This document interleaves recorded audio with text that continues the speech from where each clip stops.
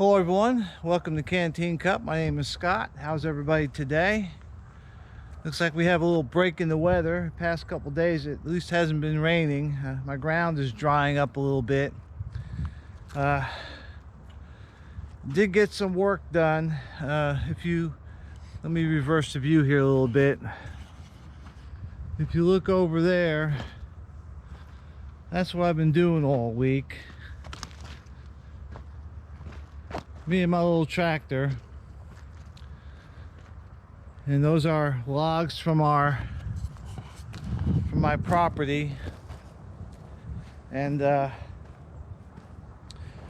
gonna have a guy come pick them up and use it for pulpwood. I think I said that before, but so basically just me and my little Johnny Pop. It's not really a Johnny Popper, but that's a nickname given to old John Deere tractors. They had I think it was a 2 or 3 cylinder diesel, and when they ran, it'd be pop, pop, pop, pop, pop. So they called them Johnny Poppers. Anyhow, that's probably as close to a nickname I'm going to give mine. This is the pile I'm working from. Trying to get that weeded down.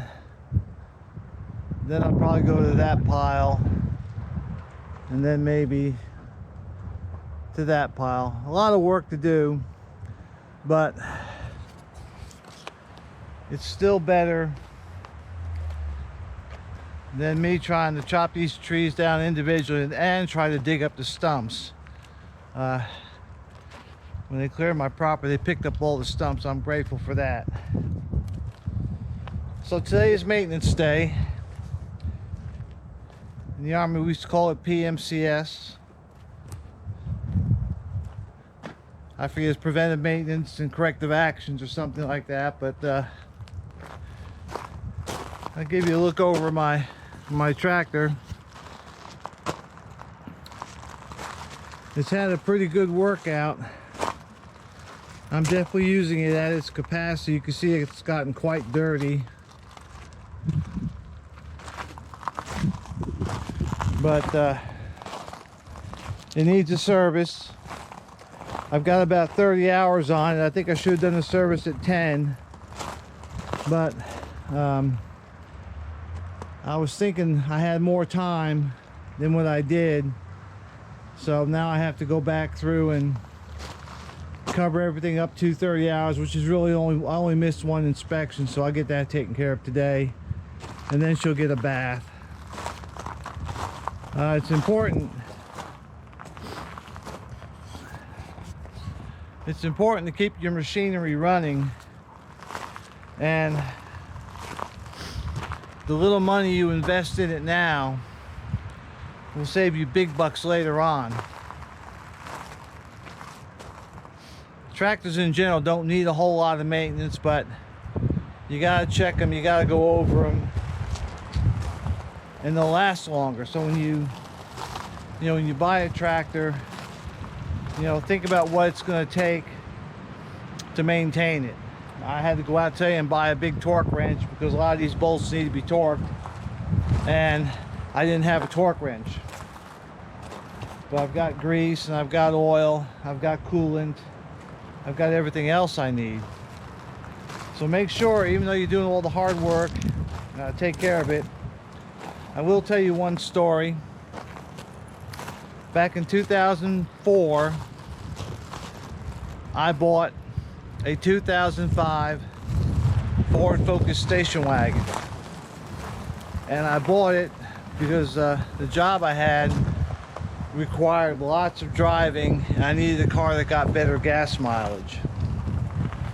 And so my intention was to keep that car a couple of years and then get rid of it. I did get it serviced every 5,000 miles. I changed oil, rotated the tires. When my mechanic said I needed something to get done, I got it done. Anyhow, we ended up keeping that car for over 10 years, I think 11 years. Put well over 250,000 miles on it. Never had a major breakdown. And when I sold the car, everything on it still worked. There was nothing broken on it. The only thing is some of the trim, that plastic trim, gets old from being in the sun. Some of that was cracked, but everything still worked. The air conditioning worked, all the wipers worked, the rear defogger, everything. So, and all I did, like I said, is every 5,000 miles, I took it in, got the oil changed, got the tires rotated. My mechanic checked all my other fluids, made sure everything was in good shape. And so, that being said, you should apply the same to your tractor, because if you're depending on your tractor now, if times get bad, you're going to depend on it more.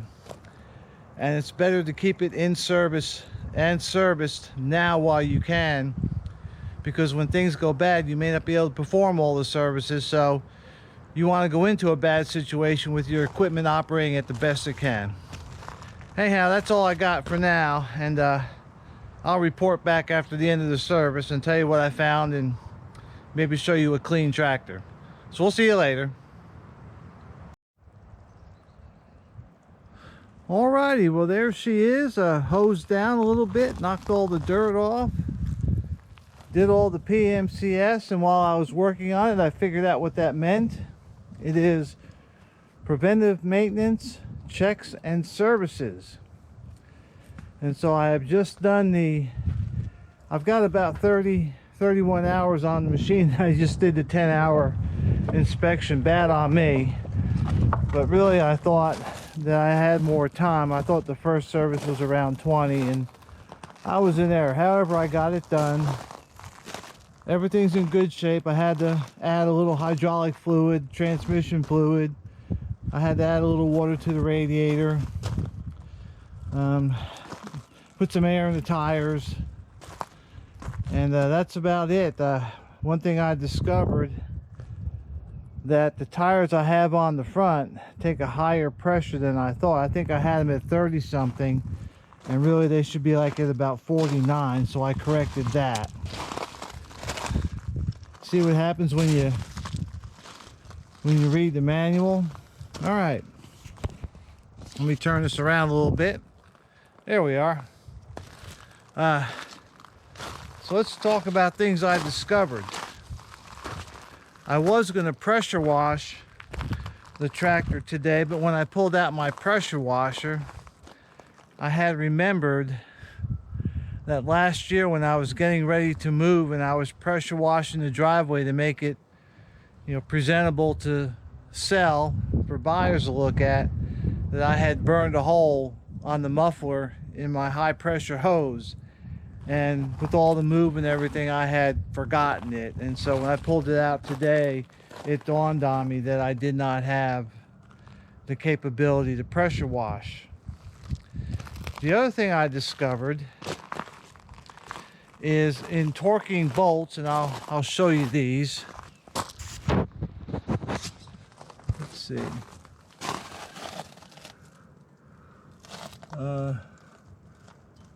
That bolt in the back there, if you can see it, right to the right of the pedal, there's 4 of those bolts on each side, and I'm supposed to torque check them. I believe it's every 10 hours, and they're torqued to like 230 foot-pounds. Well, I went to do that, and I'll be darned if I don't have a socket that fits that particular bolt. I had recently bought some new sockets, and Craftsman, and I'm not sure why they did this, when you buy a set, they used to go up to 1 inch, and now the set I bought only went up to 15/16 of an inch, and on the metric side it only went up to 22 millimeters. And guess what size I need? 1 inch. So when my wife gets back from her little church meeting she's going to, I may run back to Lowe's and pick up a socket and a slightly longer extension bar, and then I'll be able to finish the inspection on this. In torquing, I have to torque a total of, let's see, 8, 12, 20.